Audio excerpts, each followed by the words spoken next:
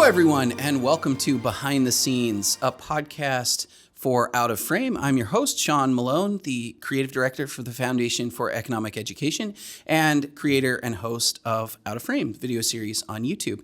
Here today in studio with Paul Nelson, Out of Frame shorts editor and Fee's social media manager. And then, of course, Jennifer Mafsanti, who is director of communications at the Libertas Institute in Utah. How you guys doing? Doing well. Yeah. Jen? Yeah. Doing good? Yeah. I'm actually doing really well. Paul's very, very excited. I think Paul has some big news. So if our loyal listeners take a trip back with me a couple months Just a couple ago, Yeah. maybe a month, time is... I couldn't tell you. I don't know what I say in normal life, let alone what I've said when Right. on this. At some point in the year of 2020 of our Lord and Savior, we ranked our top 5 burgers. Yeah, we did. We did top 5 burger rankings. And I gave the definitive correct answer for top 5 rankings. And I have some news. Yeah. My number one, the number one, America's number America's number one. Culvers. I mean, Culvers is a strong option. They just opened one up 5 minutes from my house. Yes. Congratulations, Yes, sir. Exciting. it is a big day in the Nelson household. Yeah. It's custard for everyone, Yeah. cheese curds for all, butter burgers. Look, that sounds fantastic. I realized the other day, because I don't remember how this even came up, because you didn't tell me about the Culvers opening up in your neighborhood. But Culvers came up in my household recently. And I think it was because, my mother-in-law lives with us now, and she's from Maryland. And so there are things that she assumes that she could get to in Maryland, or things that exist in other parts of the country that she can't have now or that don't exist here. And we were talking about Culvers, and they were like, oh, yeah, there's no Culvers here. And I'm like, oh, no, there are several Culvers here. And then I go to my phone and look up where we moved versus where all the Culvers are. Where we used to be, there's probably a Culver's maybe 15 minutes away or something. We never went there. I think there's one in Tucker, actually, which is where Jen kind of used to live.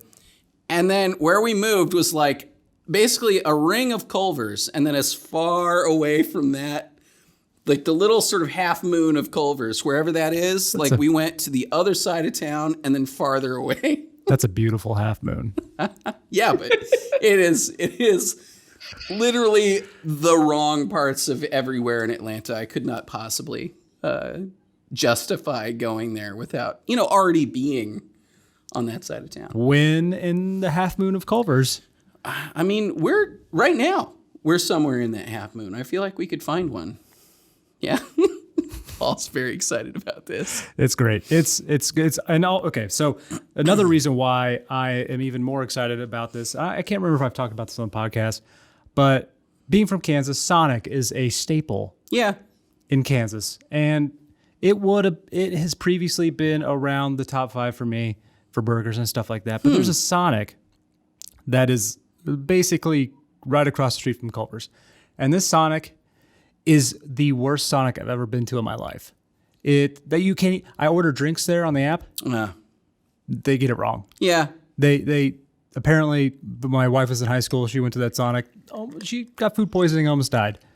So just levels of just terribleness. That's a tier of food poisoning that it's hard to reach. It really is. And so I am hoping Culver's opening up across the street just either destroy it or bring out the best. That is what makes the free market great. It is. I got to say, by the way, I've been having this conversation. We just put a Common Sense Soapbox episode out about school choice.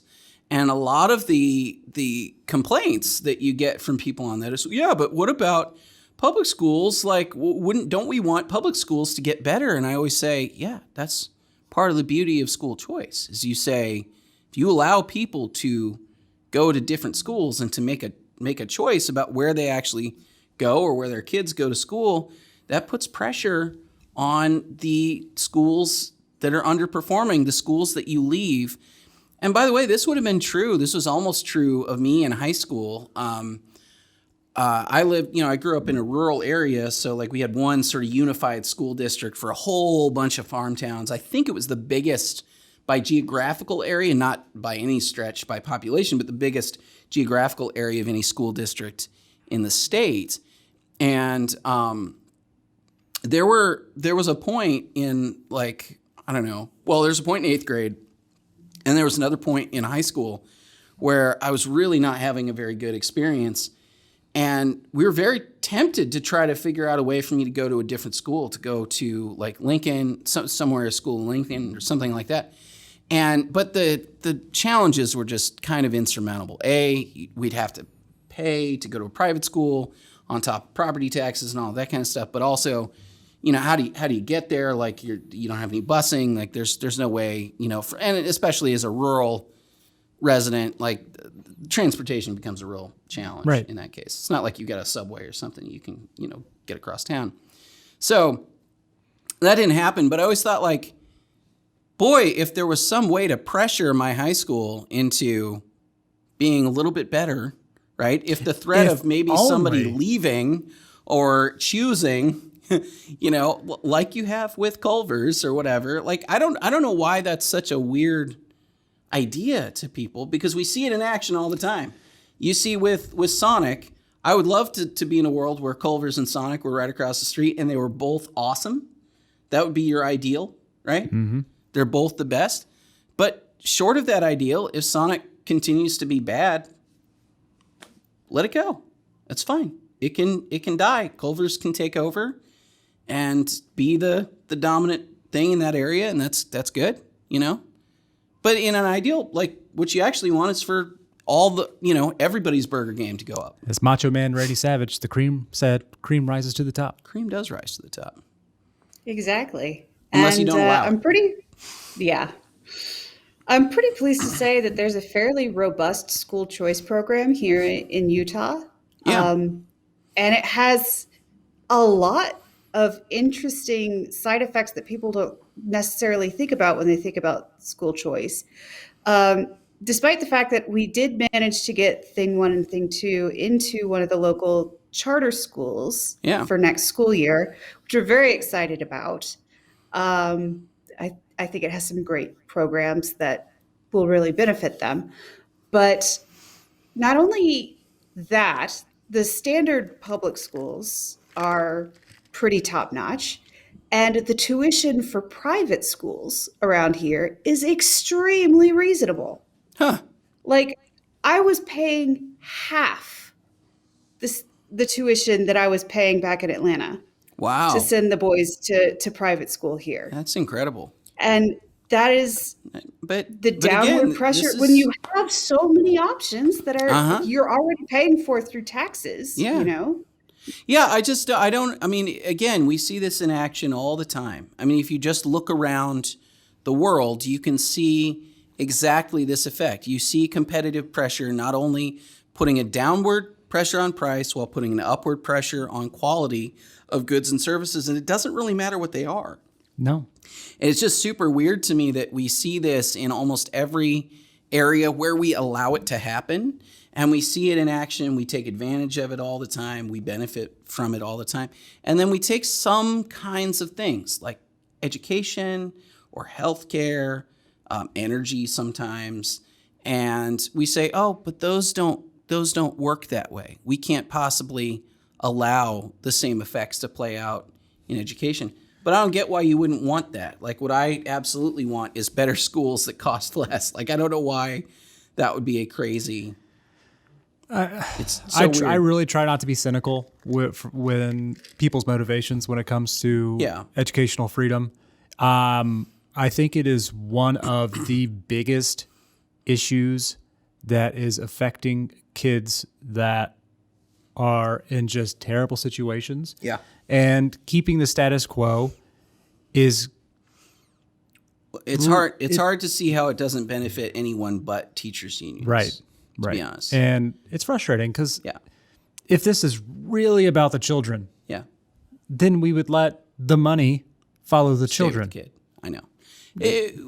I just had this come up on that Common Sense Soapbox video actually, and and it recalled to mind some news that just came out very recently, in fact, which was that Randy Weingarten, who is the president of the American Federation of Teachers, had a whole email thread with the CDC about keeping schools closed. And so the CDC, with a lot of what they were doing with like COVID policy, ended up actually responding to pressure from the teachers unions to recommend or to not, maybe in some cases just to not recommend opening schools, but in general to recommend keeping schools closed. And there's no scientific backing for any of that. No. It only benefited the interests of the teachers. It certainly wasn't what parents wanted. It wasn't what parents wanted. It's obviously been terrible for the children. It's been awful for kids, yeah. So super, I mean, like stuff like that, like when you see it from that light, you kind of see the pressure from the teachers union side of things, and it's pretty grotesque, actually. It really is. It really is. And you just look at our numbers on educational spending compared to other countries. Yeah. I mean, we spend the results a ton. We get. We're at the top of the world in spending, always sometimes way above a lot of countries in per pupil spending. And not way above the rest in actual educational outcomes. Right. So, yeah. I don't know. And then also a lot of countries that do really, really well. I was talking to somebody from Finland on this thing, and Finland actually does essentially do what we'd recommended in the video, which is allow kids to attend whatever schools. In Finland, they don't have that many private schools. It's a smaller. Also, it's a very tiny population, so the comparative aspect of this is limited. But regardless, what they do allow is for any student to go to any public school. It doesn't matter what zip code you're in. It doesn't matter where you live. Whatever school is the one that you think you are going to do the best in, you're allowed to attend in Finland, which, effectively is school choice. I mean, it's not quite as much as I might want, which would include different options as far as private charter schools, different variants of different types of schools. But like the core of it, I think, is to allow the child to go to whatever school makes the most sense for them. And then to fund schools on the basis of who's attending, not just based on your tax base or whatever, like in that region. Always seemed like a weird thing to me. Yeah. This is not the discussion I expected to have as we were opening the show, but I think we can segue this into our main topic. We're going to be talking today about the Mitchells versus the Machines, and animated film just came out very, very recently. Written and directed by Michael Rionda and Jeff Rowe, who I hadn't really heard of before, but it was also produced by Lord Miller, Phil Lord and Christopher Miller, who directed the Lego Movie and the Lego Movie 2, and who become major animation producers and things. And the reason why I say I can kind of segue from school choice conversations, because a lot of this movie centers around a character named Katie, who just is sort of an outcast. She doesn't quite fit in at her school, in her family necessarily, like she is, and her brother too, I guess. They're both kind of strange kids who you could imagine like going to traditional schools maybe just doesn't quite work for them exactly. Katie in particular wants to be a filmmaker, and as she is on the cusp of going to college somewhere in California, an unnamed film school. Film school. Film school. Questionable, but okay. Questionable, but she. Oh, by the way, I love that too. Like the stuff that she. We'll get into this in a minute. Like this. Like there was any question that she would get into film school, given the stuff that she was making. She was like way ahead of pretty much everybody who'd go into film school. It doesn't matter where you are, but anyway, she's kind of a weirdo, right? And she's really quirky and funny, and she's making these dog cop movies, which are pretty great. They have a really dopey pug who she's dressed up in a police outfit, and she's having him do green screen dog cop movies, and she's doing the voice of the dog cop and stuff. But anyway, she's having fun with it. But but the movie itself is really, I mean, on the surface, it's about this family deciding to drive to California because the dad doesn't quite want to let go of his daughter just yet. And as they are driving, there is a robot uprising and an artificial intelligence uprising, and they have to, it's the family versus the machines, as the title suggests. Yep. But also it's about father and daughter issues and the relationship between a dad and daughter who don't really understand each other. They're not antagonistic. Dad definitely loves the daughter very, very much, and I think vice versa, but the challenge is that they don't really, he's a very outdoorsy, hands-on, handcraft kind of guy, likes doing woodwork. He had built a cabin. I assume he built that cabin himself. That's strongly implied. Well, I think they actually said it. Maybe they said it. And she is she's a get on her computer and point a camera at stuff and, kind of on the internet all the time kind of person. And so they don't really see eye to eye. And so a lot of the movies about the family kind of coming together. And it's a very sweet movie. I enjoyed it a great deal. I know Paul had quibbles. I'll go last. Quibbles you with guys, it. You guys, it was fine. But Jen, tell me your thoughts on the Mitchells versus the Machines. I loved this movie. It was so much fun, and I laughed out loud more at this movie than I think I have in the last decade at any other film that I've seen. That's high praise. That is high praise. She does not like funny things. Usually, that's sort of, I don't know. Sometimes I feel like we've had discussions of comedies. I will say I did not laugh at, I laughed. It's a pretty funny movie. There's a lot of good bits in it, but I don't know. What are some of your favorite bits, Jen? Tell me. Also, if you want to, we don't have to go into that much detail. The main issue is the plot is fairly straightforward. It's in the title. Yeah. There are robots.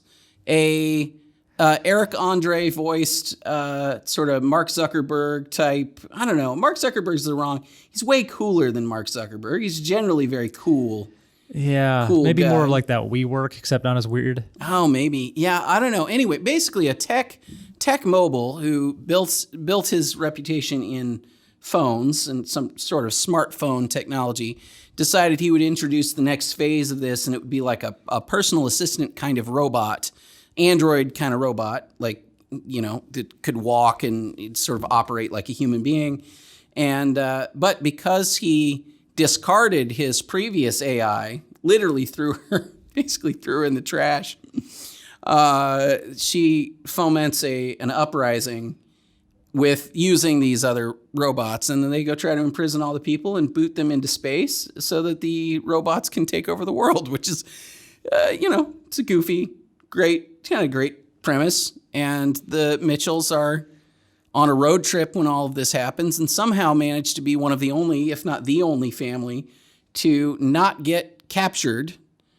And then their mission is to save the world, essentially. Yeah. It's pretty much the story. Anyway, Jen, Yeah. some of your favorite. What did you think was so funny about this movie? First of all, I loved the malfunctioning robots that adopt the Mitchells as their human family, and they call the mom mother, and it's outstanding. Can you be my mom now? Basically, why not? basically.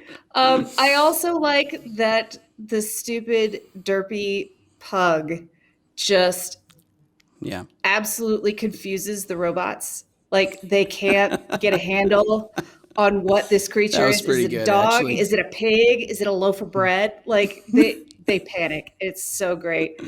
And this is kind of spoilery. This is towards the end. In like the main big action sequence, the Mrs. Mitchell sees that her babies are in trouble and just absolutely goes off the deep end. And I watched this with my entire family. I watched this with my husband and my two kids. And when that started happening and she started absolutely kicking robot butt. Like, I look at my kids, I'm like, this is why you don't make your mother angry, guys. See, Like, this is just pandering to moms, though. I think Yeah, it was. this part, It was pretty blatant. yeah, pretty blatant yeah. mom pandering. Well, you know what? It worked. I get okay? It worked. But Yeah, she developed all sorts of than- ninja skills, and she's jumping from flying robot to flying. Which actually, think of it, it's kind of like Spider-Man Far From Home, where he's like bouncing from like little drone to little drone or whatever. But that mom was just ripping through, and she's ripping through the like the kind of murder bot ones, like the guard robots. Not just because they're a bunch of drone robots, just like the standard ones that Eric Andre's character must have built.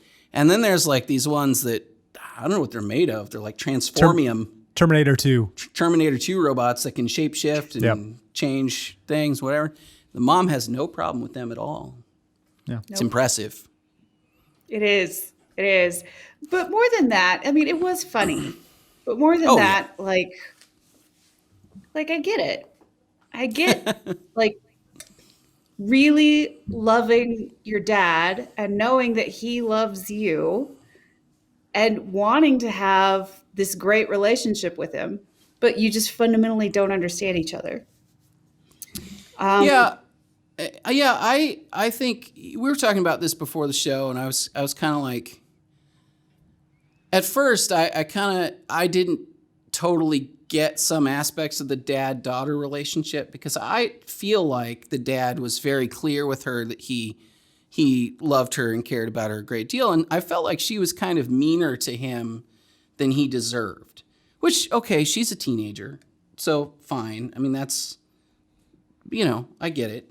But at the same time, like she just seemed to be like very negatively reactive to like anything that he did, even though like he never did anything that was like particularly harsh.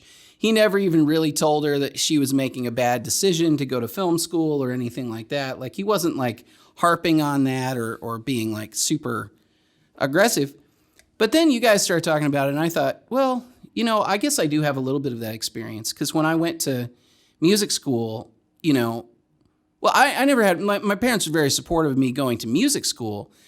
Ironically, where it became more tense was after I graduated, especially after I graduated graduate school.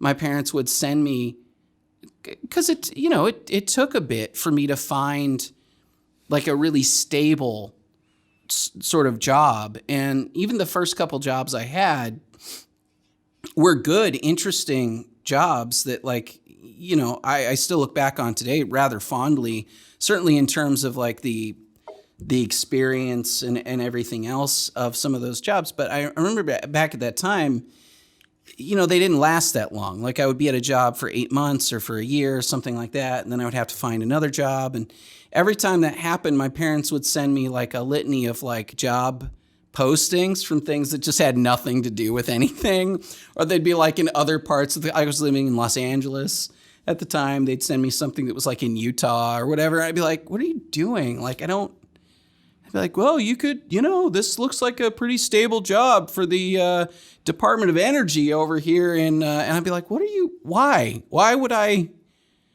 want that? And it took a while to sort of get them to accept that like this was the career path.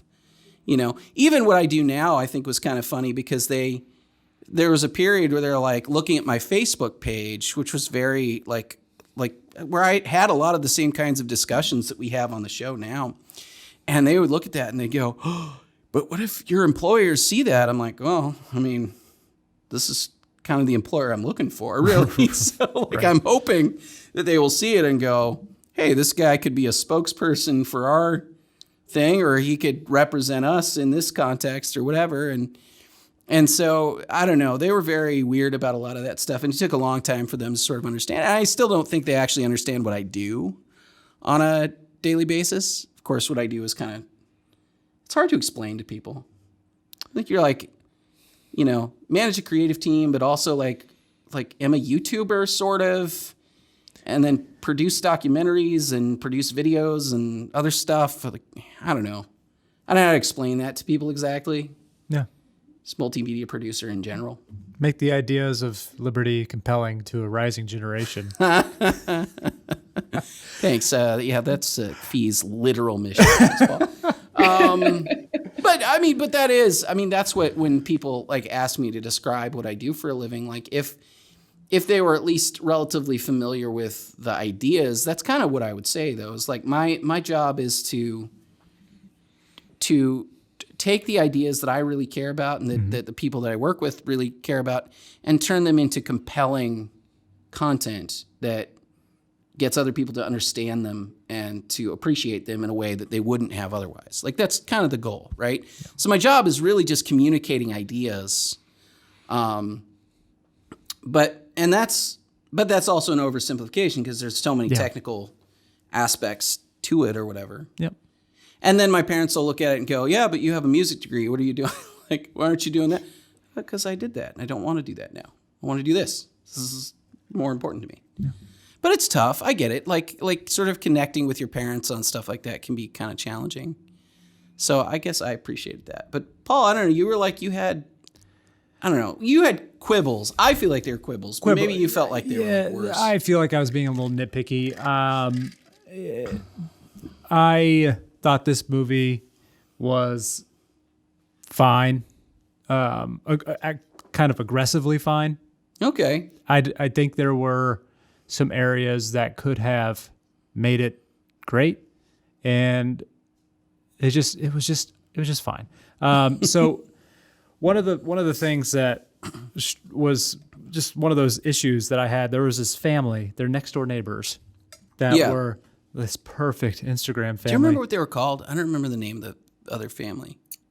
Oh, the Posies. Goodness. The Posies. The Posies, yes. Because they pose. Because they pose. Right? Ha.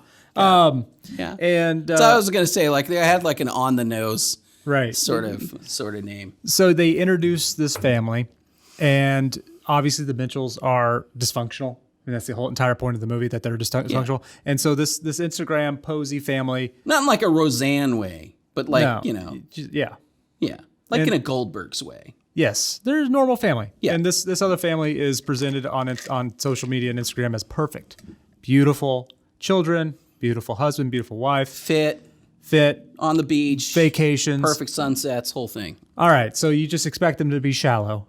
Then the robot apocalypse happens. For some reason, these two families are in the same dinosaur shop in the middle of Kansas. Well, we know the reason. Well, we know the reason why, but they were just on the beach. It was who knows? It just okay. That I didn't even think about that, but that was and so strong coincidence. That it happens. Problem there. The robot apocalypse happens. People are getting taken, and you expect the Posies to be just fall apart. Yeah, but they don't.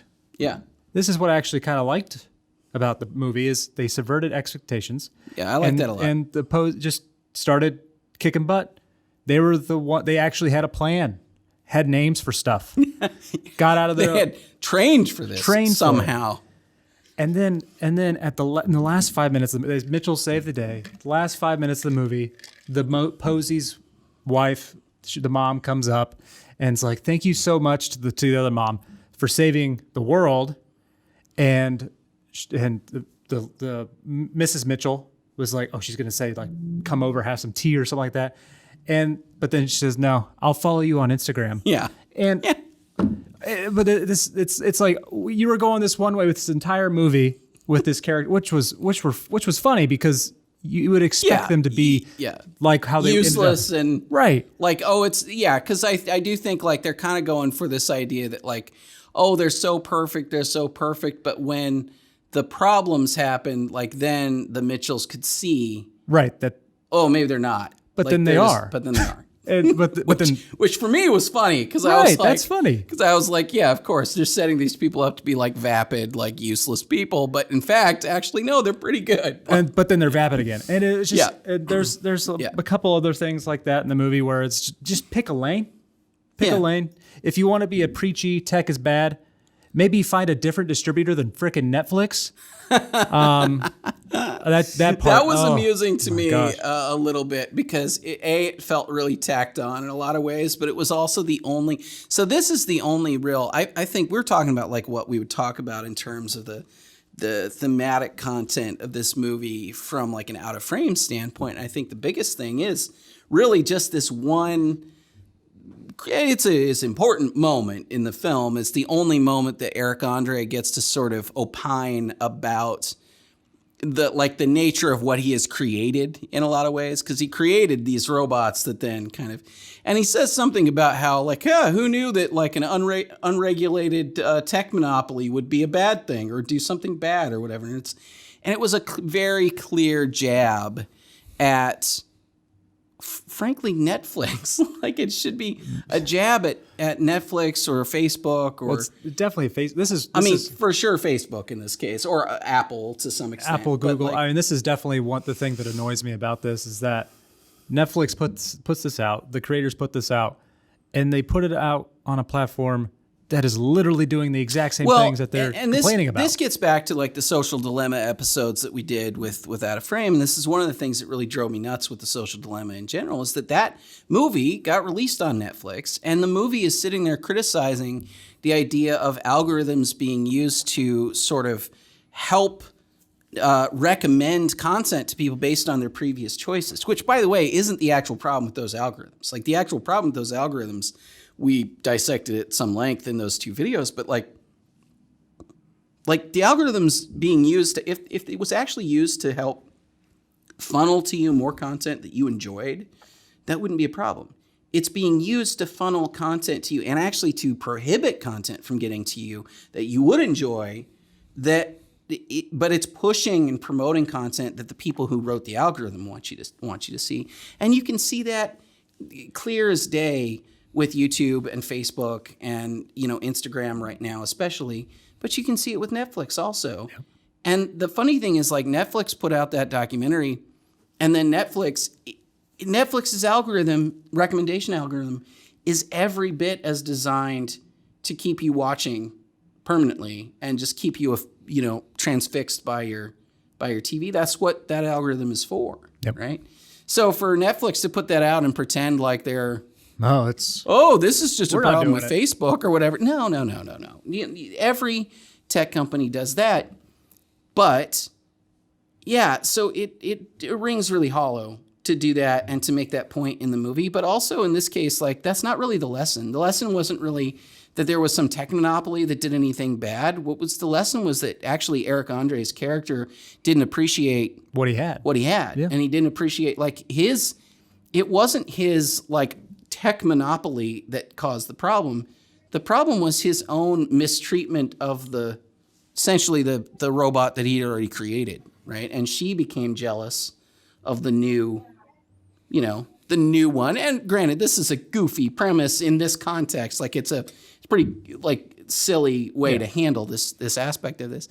But essentially he had just discarded a long time relationship and then thought, oh, it's fine.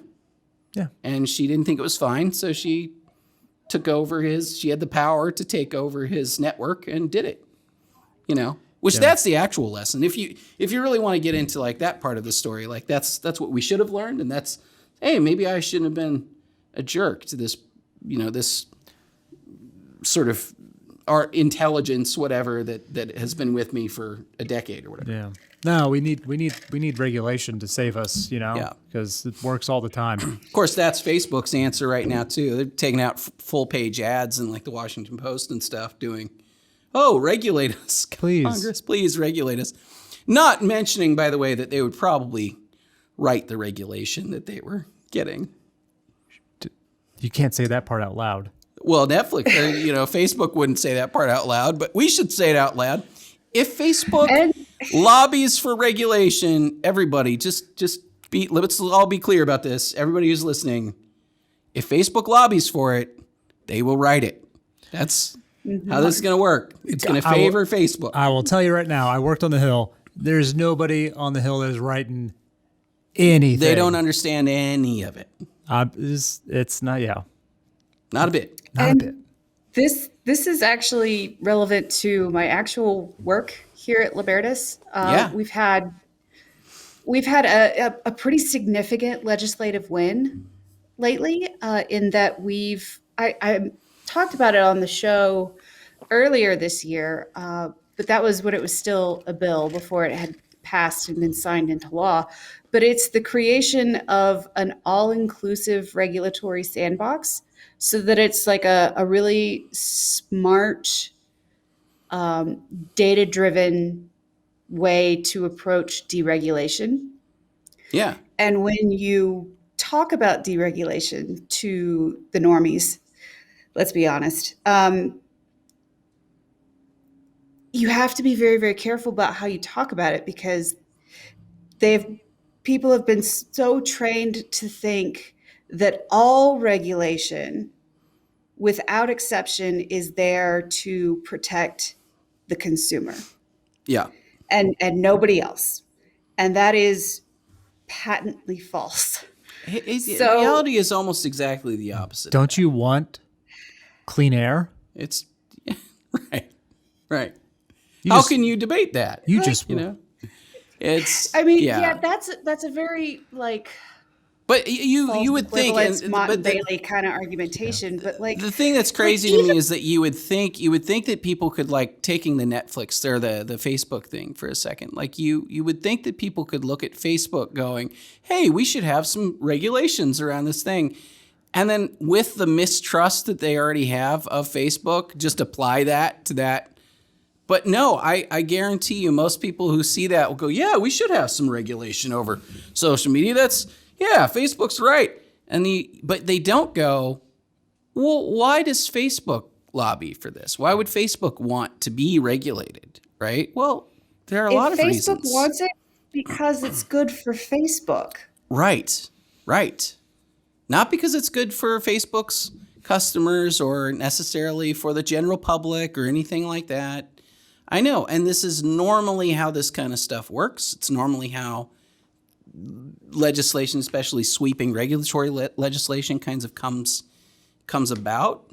It's so weird to me that we can't, because you could see this thing throughout my life. There have been huge examples of this over and over again. You know, Philips lobbying for energy efficiency regulations for light bulbs, for example, comes to mind instantly. Like, why would Philips want energy efficiency regulations? Well, because they already make those light bulbs. they make the thing that they want you to force you to buy and replace all the bulbs in your house with the new ones. Like, that's, you know, and also that they have competitors who've been competing in this other space that they can now drive out of business or at least impose significant costs on.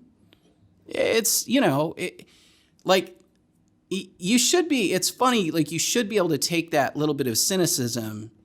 Because it is, like, you have to be a little bit cynical to sort of understand public policy, I think, a little bit. But Just you should a little bit. Well, you know, but you should take that and then apply it when the situations actually arise. And then yet somehow people don't do that. They just assume that it's all like it's for the children. Noble, well-meaning public. So yeah, it's like, I'm just a bill, whatever. Right. You know, Yeah. I'm just a bill like, on Capitol Hill. Yeah. I people, especially when I worked on the Hill, people ask, like, what is it like? And they're like, is it like House of Cards? Yeah. Because that's when they're like, no, it's like Veep. It's like Veep. It is And Veep. It's like Veep. If you've ever seen Veep, It's Veep. just that is exactly how it is. Yeah. And it's frankly embarrassing that we look to these people for Yeah. anything. Oh my gosh.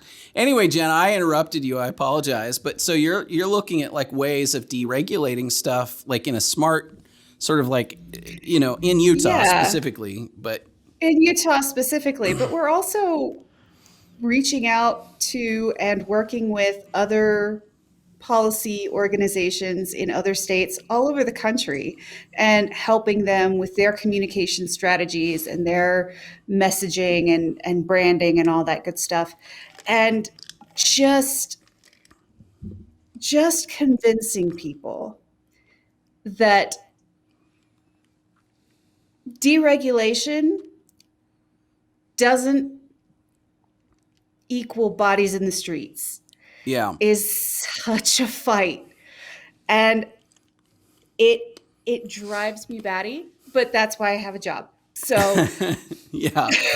Well, so I went through this a few years ago. I made a documentary about Melanie Armstrong, who's the first legal a professional hair braider in the state of Mississippi, which seems like a crazy thing to even say out loud in a lot of ways. But, prior to that, prior to her, she got laws changed so that she would not have to get occupational licensing. The occupational licensing restrictions were so severe that she would have to spend, I think it was 20,000 hours, maybe it was 10,000 hours and like $20,000 or something like that for basically getting a cosmetology license, which didn't teach her anything about hair braiding. So, there's a racial component to this because it was all the board of cosmetology is all set up by, old white ladies who really didn't know anything about African hair braiding in general anyway. So, there's that part of it.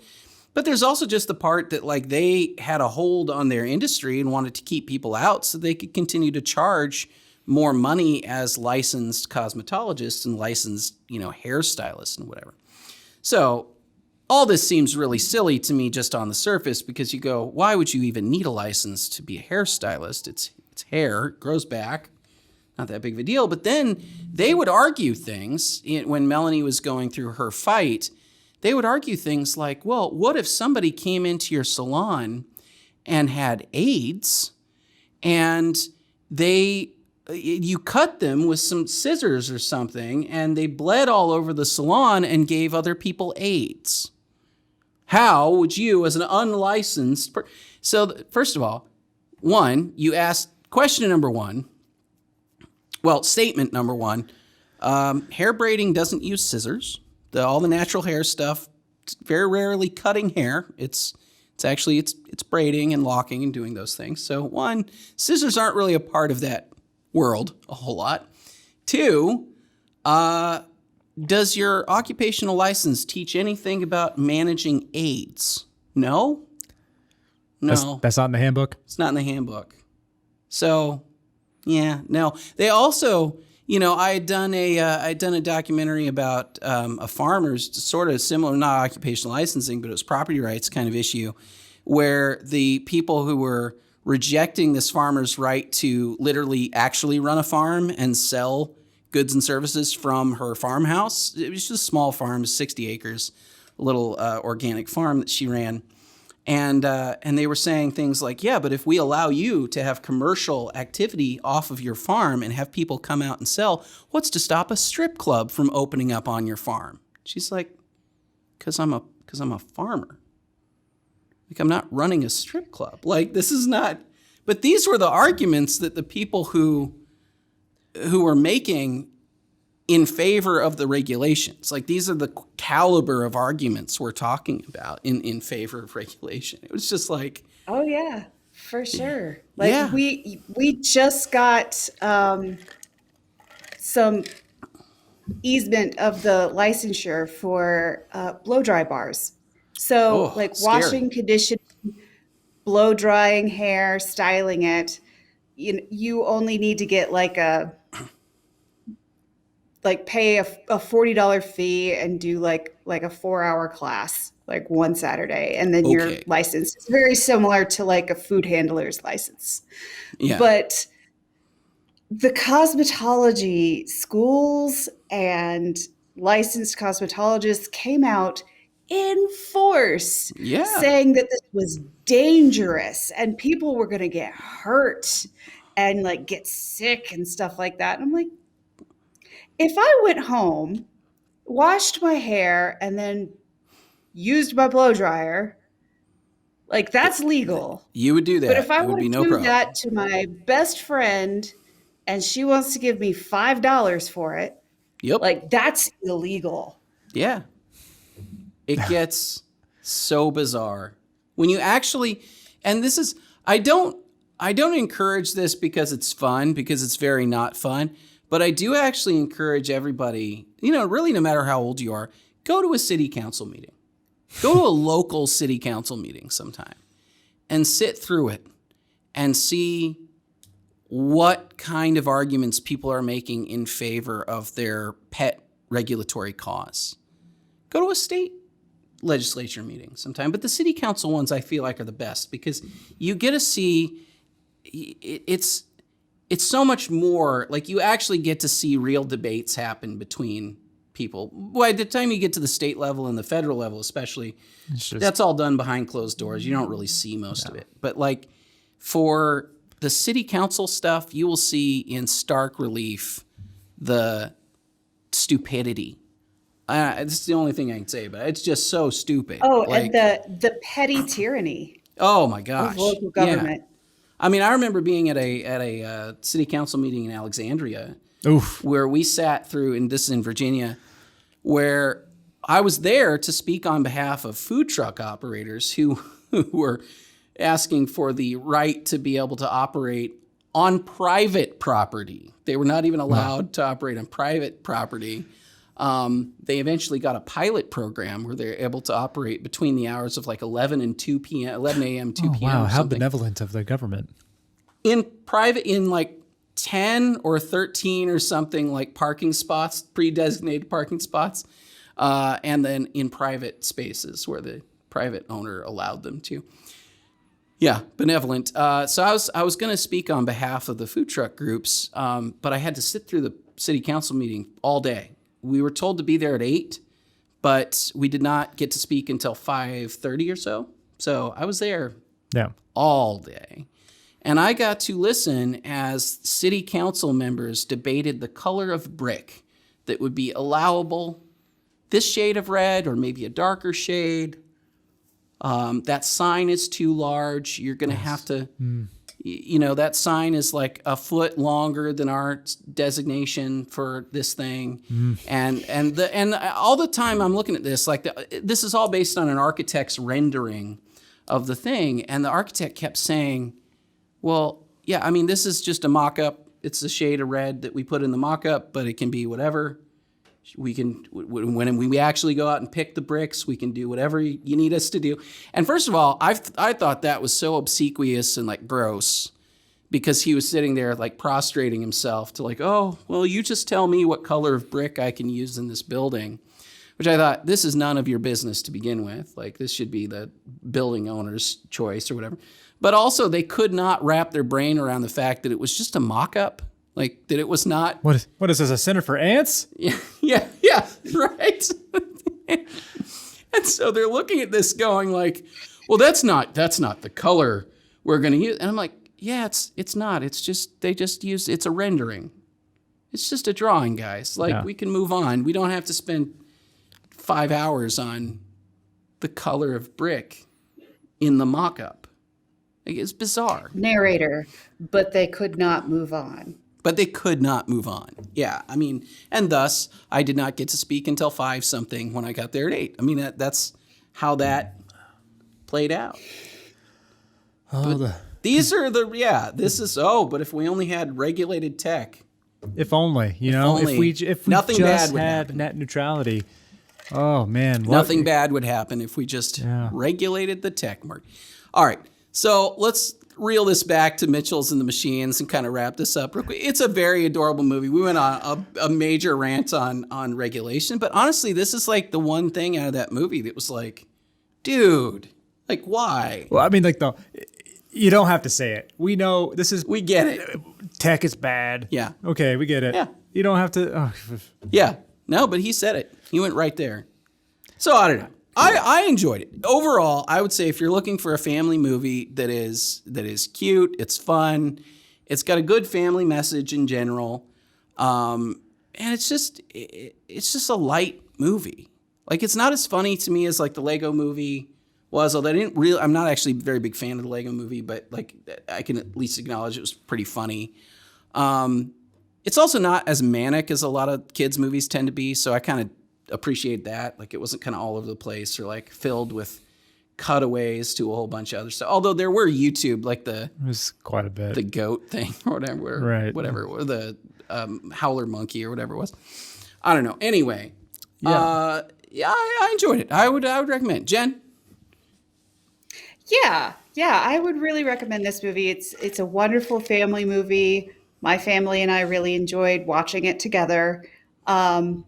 I really liked that it had a clear creative vision.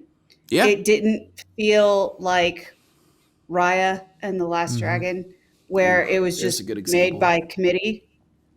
You know, just there was clearly a singular creative vision, and it was executed on. Whether or not that's your jam or not, I mean, Yep. that's up to you. But Yeah. I liked it. I liked it. All right, Paul, I'll give you the last word. So, it depends on where you're at in your life. I think that's the only way I could put it. I would say if you are a soon-to-be parent or a parent of young children before you've totally messed up your kids, watch this and just pay attention to what the dad does and just do the opposite. Even if you don't understand your children, Yeah. it's their life. And I have to remind myself of that because my oldest, love him to death. I love sports. He does not. Yeah. Guess what? It's his life. So I'm going to be interested. I'm going to try to be as interested as possible in what he wants to be interested in. Yeah. Because especially in this day and age, your family unit's the only place where you can really feel safe. And if you break that safety, that trust with kids, it's hard to build back. And that is pretty deep to end on, but I like it. that's what I really took about from this movie. Other than that, Yeah. Fine. fine. All right. Well, okay. So, for those of you who subscribe to Out of Frame on Patreon or Subscribestar and support the show there, stick around. We're going to answer some more of your burning questions. For everybody else, if you don't support the show on Patreon or Subscribestar, please check us out on those platforms. It's patreon.com/outofframeshow or subscribestar.com/outofframeshow. And of course, subscribe to us on YouTube, Facebook, Twitter, Instagram. Technically, we have a TikTok. I don't know how many TikToks we're doing, but we're getting into a little bit more. We're ticking and we're talking. We're ticking and talking, I guess. I don't know. And then maybe most of all, please join us on Discord. We're growing that Discord channel real well. Yeah. We got some kind of Discord partnership status at this point. We're eligible. We're eligible for more stuff. I'm always a little hesitant Not with really this sure kind what of that stuff, is. just because you sign up and then all of a sudden, well, you don't like what's on your server. Yeah, who knows? We'll figure it out. But anyway, we love the conversation on Discord. We want to continue growing that. And if you're a supporter on Patreon or Subscribestar, you get access to a special channel. You, of course, get bonus podcast content. There's tons of benefits for being a subscriber. Swag. But either way, thank you so much for watching or listening, however you consume this podcast. And we will see you next time.